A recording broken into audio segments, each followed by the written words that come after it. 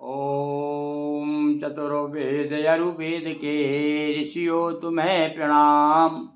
गुरु को आशीर्वाद दें पाऊँ शुभ परिणाम। वेद अनुरागी सज्जनों, आज ऋग्वेद के अंतर्गत 55वां सूक्त चल रहा है। सुनिए, आज भी जो है सब्बो आंगिरस देव ऋषि हैं, देवता इंद्र छंद जगती। सुनिए, दिव्यस्य चतस्य वरिमा हि प्रपथा इंद्रम न मह्यम पृथ्वी चन प्रति भीमस्तु विस्मासणि अम्या आतपा शिशीते वज्रम ते से न वंशका। पृथ्वी से स्वर्ग तक इंद्र का यश व्याप्त है। कोई भी केवल अपने बल द्वारा पराजित नहीं कर सकता। इंद्र को इतने बलवान हैं। और वे उदाहरण दे रहे हैं, जिस प्रकार से बैल लड़ने के लिए अपने सींगों को नुकीला करता है, उसी प्रकार से इंद्र अपने वज्र को तीक्ष्ण करता है। सोवर्णवो न नद्यः समुद्र्यः प्रति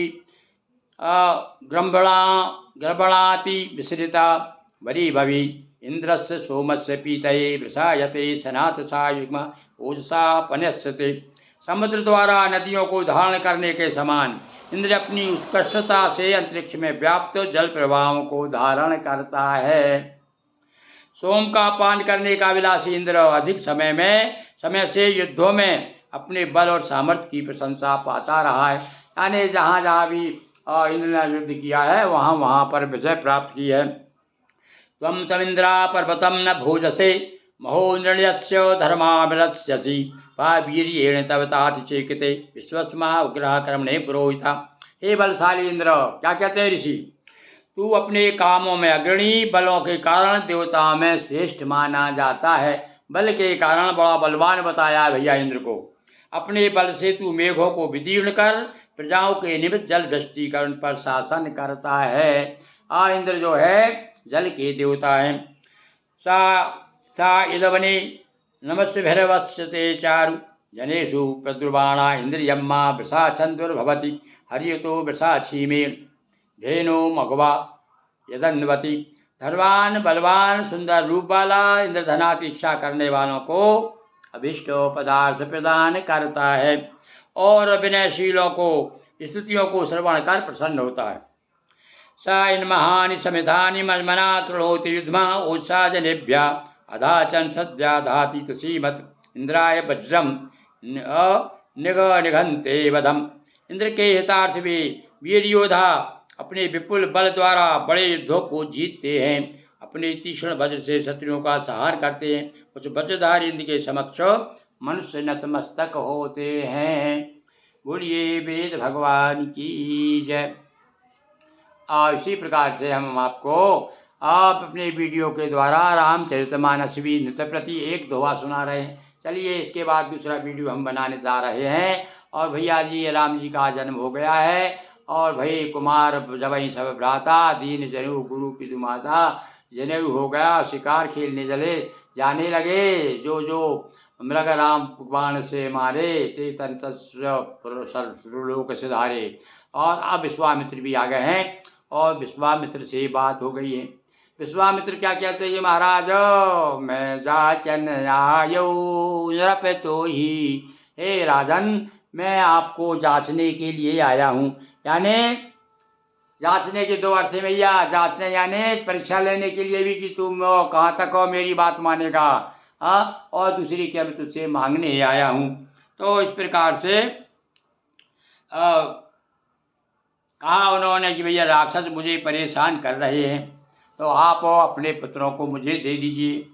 सुने राजा अति प्रिय बानी हृदय कंप दुति मुख कुमलानी। अरे भैया, बुढ़ापे में जब संतान हो और संतान के प्रति कितना स्नेह था, तो कहा है कि मुख उतर गया दशरथ जी का। हृदय कपने लगा। गौरे महाराज क्यों कपने लगे? क्यों डरते भी थे उनसे, क्योंकि बड़े मायावी थे, बड़े तपस्वी। मायावी मतलब बड़े तपस्वी थे। गुस्सा हो जाओ श्राप दे दें। ब्राह्मणों से क्यों डरते थे पहले लोग? कि ना जाने भैया। कई ऐसी कथाएं आती है पुराणों में। एक कथा आती है कि एक ऋषि पहुंच गए राजा, क्या मैं आपकी कन्या के साथ शादी करना चाहता हूँ। अब राजा चिंता में पड़ गए, कहाँ ये बूढ़ा और कहाँ मेरी लड़की जवान। किंतु डर के मारे कहीं ऐसा ना हो कि श्राप दे देगा महाराज ले जाओ। तो ऐसे बहुत से कथानक हैं भाई हमारे पुराणों में। तो यहाँ पर कब गए वो दशरथ जी, सुना विश्वामित्र ने जब कहा। नहीं तो और कोई साधारण ब्राह्मण होता है कि महाराज कहाँ की बात करते हो, मेरी लड़कियों को मांगने आए हो तुम, हैं? तुमको शर्म नहीं आई जरा सी? पर इतना कह नहीं सकते। तो अनुज सखा संग भोजन करही, कहाँ गया मैं? हाँ, चौथे पन पायु सुतचारी, और विप्र वचन नहीं कहे विचार। इतना तो कह दिया कि महाराज जरा सोच समझ के तो बोलना था आपको। अरे बड़े चौथे पन में, बुढ़ापे में तो मेरी संतान हुई, बड़ी मुश्किल से कब से मैं इंतजार कर रहा था। हजारों साल हो गए, पहले भैया बहुत जीते थे लोग, अब तो 100 साल मुश्किल है। तो हजारों साल तक मैं इंतजार करता रहा, और जब जाकर के मुझे संतान प्राप्त हुई है। और आपको जरा थोड़ा विचार तो करना था महाराज, आप क्या कह रहे हैं? सुन राजा आती है प्रिय बानी, और चौथे पन पायु सुतचारी, विप्र वचन नहीं कयऊ विचारी। मांगऊ भूम धनु धन कोसा, और सर्वस देऊँ आज सैरोसा। महाराज आपको जो भी मांगे आपके लिए, तो कहते ना, हाँ, एक मैं कविता सुनाया करता था पहले, हैं, कि वैसे तो जान हाजिर है, फिलहाल पान हाजिर है। तो दशरथ जी यही कह रहे हैं कि महाराज आप तो इस समय पुत्र को छोड़ करके जो चाहो, हाथी घोड़े राजकोष जो भी आप कहो, मैं देने को तैयार हूँ। आज जो है आपके पास मैं अपना सर्वस्व दान दे दूंगा। देह प्राण ते प्रिय कछु नाही, और सो मुनि देहु निमिष एक माई। अब इसमें और पराकाष्ठा बताई है कि कितनी, यानी कितना स्नेह था राम के प्रति, संतान के प्रति कितना प्रेम होता बाप का। ये भी बता दिया कि भैया चाहे मैं, कई बार ऐसी स्थिति आती है कि लोग उत्सर्ग कर देते हैं अपने बच्चों के लिए, अपने आप को बलिदान कर देते हैं, कहते हैं देह से तो कोई प्यारा नहीं है, तो मैं आपको अपनी देह भी दे सकता हूँ, पर राम देत नहीं बनत गुसाई। सब सुत प्रिय मोए प्राण की भाई नाई। सारे पुत्र जो हैं प्राणों के समान प्यारे हैं, पर भैया राम तो एक विशेष ही हैं, उनके लिए तो क्या कहना, ये तो मुझे बड़ा मुश्किल है, हैं? मांगो देत प्राण ते प्रिय कछु नाही, और सो मुनि देव निमिष एक पल में अपनी जान दे दूंगा। कौन कह रहे हैं? दशरथ जी विश्वामित्र जी के एक पल लगेगा, एक पल में जान दे दूंगा। पर बड़े मुश्किल से तो चारों पुत्र मिले। अब सब मेरे प्राण भैया, चारों पुत्र तो कहते ना चारों उंगली बराबर हो, चारों पुत्र जो हैं बराबर होते, दोनों आंखें, कहते ना भैया दो पुत्र हैं, कहते भैया मेरी 2 आंखें हैं, अब किसी आंख को मैं दे दूं?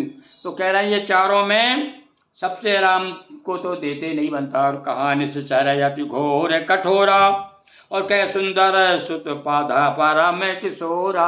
अरे मेरे बालक बड़े सुंदर हैं, किशोर हैं, अभी तो और कहना मूछ के बाल भी नहीं निकले हैं उनके, अभी तो किशोर अवस्था में हैं। और कहाँ आप बड़े बड़े राक्षस, बड़े घनघोर राक्षस हैं।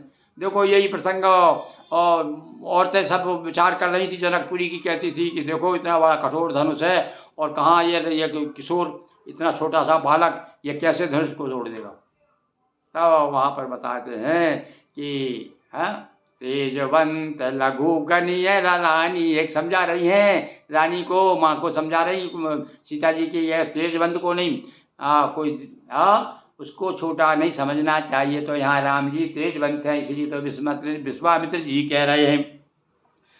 कौन निश्चर और सुंदर गिला प्रेम रस सानी, हरस माना मुनि ज्ञानी। मनी मन में तो बड़ी प्रसन्न हो कि देखो कितना प्रेम है भाई, हैं? इतना प्रेम तो हमारा नहीं है भैया, ये तो गजब अथाह है जो अपना जान देने को तत्पर है अपने पुत्रों के लिए।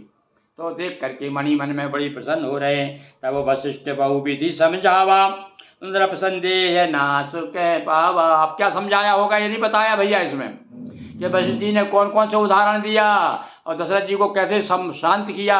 अब ये जो है कभी कल्पना कर सकता है किस प्रकार से, जैसे कि वहाँ पर जनकपुरी में लोग समझा रही, दूसरी औरतें रानी कह रही तेजवंत है, लघु रविमंडल देखत लघु लागा। देखो प्रकाश सूर्य का क्या छोटा है, और कितना उदय होते ही प्रकाश हो जाता सारे संसार में। ऐसे ही कुछ बातें जो है वशिष्ठ जी ने समझाई होगी दशरथ जी को, कि आप चिंता मत करिए, आपके पुत्र का जन्म इसीलिए ही हुआ है। ये जो परम ब्रह्म परमात्मा है, ये आ गए हैं आपके तपस्या के बल से। तपस्या से क्या सिद्ध नहीं होता, ये पूर्व जन्म का आपका फल जो है अब प्रकट हो रहा है। नाना प्रकार से समझाया होगा। तो अति आदर तो तने बुलाए हृदय लाय बहु भांति सिखाए। लो भैया 1 मिनट में सब बदल दिया। अभी अभी तो दिल में बड़े दुखी हो रहे थे, हृदय कप रहे थे, मुँह से वाणी नहीं कर रही थी, हाथ जोड़ रहे थे, अरे महाराज कहाँ की आफत आ गई मेरे सर के ऊपर, कहाँ से आपने कौन सा वचन डाल दिया। पर जब वशिष्ठ जी ने समझा तो भैया देखो एक गुरु की महिमा भी बताई इसमें हैं। विद्वान जन जो होते हैं और वो ज्ञान की जब बातें करते हैं तो अज्ञान दूर हो जाता है। इस तरह से मोह हो गया था उनको, तो मोह को उन्होंने अपने ज्ञान के माध्यम से दूर कर दिया। तब तो लिखा है बड़ी आदर के साथ में, अति आदर दो तने बुलाए। अब देखो भैया यहाँ पर हाँ, हमारे यहाँ भी एक बहुत बड़े कवि हैं, उनके पिताजी बड़ा आदर के साथ बच्चे का नाम लेते थे अपने, क्योंकि वो बहुत बड़े कवि थे और वो साधारण शिक्षक थे। तो वो के नाम लेकर कहते फलाने जी, वो फलानी जी आ रहे हैं, अपना बेटे के लिए कहते थे। तो आदर जाने ये भी प्रेम, उसमें प्रेम एक तरह से। तो देखो बच्चों को बुला रहे हैं पर आदर के साथ बुला रहे हैं, जबकि कहना था कि वो अपने बच्चे हैं, छोटे लड़के अपने बेटे हैं तो पुत्र की तरह प्यार से बुलाते। पर गोस्वामी जी लिखते नहीं, वो जानते भी थे, वशिष्ठ जी ने बता दिया कि अब ये पुत्री नहीं है, ये तो अपन न जाने कितनों के तो पिता हैं। तब कहा है कि कब कहा कि अति आदर दो तने बुलाए और हृदय लाय बहु भांति सिखाए। हृदय से ही लगा लिया, गले से ही लगा लिया अपने दोनों बच्चों को, बार बार सिखा रहे, बता रहे बेटा अरे गुरु को ही अपना माता पिता मानना या वो, अब यही सब कुछ है, इन्हीं को ध्यान रखना और इन्हीं की सेवा करना, मैं तुम इनको सौंप रहा हूँ। दो मोरे प्राणनाथ सुत दो और तुम बिन पिता भान नहीं को। बच्चों को भी समझा दिया और उधर तो क्या था कि महाराज अब तो आप हो, क्योंकि आप उनको आपको मैं सौंप रहा हूँ, बड़ी मुश्किल से पाले पोसे हैं ये हैं, ये दोनों रहे तो राजा के कुमार, किंतु बड़ी मुश्किल से प्राप्त हुए हमें। तो सौंप भूप इसे सुत बहुविधि दे आशीष, जननी भवन गए प्रभु चले नाय पड़ोसी। अब यहाँ पर आशीर्वाद दिया, अपने बेटे तो थे भाई, बेटे तो थे, इधर आदर के साथ बुलाया जरूर, और बेटा को भी आदर से बुलाना चाहिए, वो बड़ा बेटा होता है तो वो भैया कितना अधिकारी हो जाता है। तो इधर तो आदर के साथ बुलाया, पर आशीर्वाद दे करके अपने पुत्रों को विदा कर दिया। और प्रभु चले नाय, भगवान राम फिर देखिए अब ऐसा नहीं अकेले कहा गया जो बेटा चले जाओ तो चल दिए वो, पर देखो याद आ गई, अब जा तो रहे हैं, अपने मम्मी पापा से तो मिल लिए हैं, मम्मी का आशीर्वाद हो ले लें। तो भवन में जाकर के तीनों माताओं को प्रणाम किया राम जी ने, लक्ष्मण जी ने, और कहा भाई ऐसा ऐसा है, गुरु जी आए हैं और भैया हमारा जन्म तो इसीलिए हुआ है, और क्षत्रिय के लिए तो क्या है, क्षत्रिय जो है ब्राह्मणों का रक्षा करने वाला, धर्म का, गो ब्राह्मण की रक्षा के लिए तो क्षत्रियों का जन्म होता है, ऐसी मान्यता थी पहले, आज भी है। तो इन्होंने कहा कि माता जी आज्ञा दीजिए, गुरु जी आ गए हैं हमारे, और हमारे पिताजी ने भी आज्ञा दे दी है। तो इस प्रकार से अब राम जी माता जी की आज्ञा लेकर के आगे बढ़ेंगे। बोलिए सियावर रामचंद्र की जय, पवन सुत हनुमान की जय, बटुक भैरव देव की जय। हर हर महादेव शंभो। नर्मदापुरम सुविख्यातम रेवाया दक्षिणे तटे, सेवाश्रमेषु राजिता देवी नर्मदायै नमो नमः। सेवाश्रम नर्मदा मंडलम की अधिष्ठात्री भगवती नर्मदा को प्रणाम करते हुए आज विश्राम लेते हैं। एक बार पुनः मेरे साथ बोलिए हर हर महादेव शंभो। हाँ बंधुओं, हमने अनेक वीडियो बनाए हैं जो रुचि के अनुसार, क्योंकि पिंडे पिंडे मतलब भिन्ना अलग अलग रुचियां होती हैं लोगों की। तो हमने आपके एकादशी का, नागपंचमी का, रक्षाबंधन का, ये सब, और कुछ टोटके भी हमने आपको बताए कि किस प्रकार से आप करेंगे। पूजन की विधि भी, शंकर जी के शिव पूजन की विधि, हमने कुछ हिंदी मंत्र भी बनाए हैं, जो संस्कृत के श्लोक हैं उनको हिंदी में कर दिया, ताकि जो कभी कभी ऐसी स्थिति है पूजा करना चाह रहे हैं और पंडित मिल नहीं रहा है तो क्या करें, अब उन मंत्रों के साथ भगवान शिव का पूजन कर सकते हैं। उसका एक अलग वीडियो है, हिंदी मंत्रों से शिव पूजन, वो भी आप देखिएगा। और यदि देख सकें, आपका मन हो तो आप बताइएगा आपको कैसा हमारे प्रयास लग रहे हैं। बोलिए सियावर रामचंद्र की जय।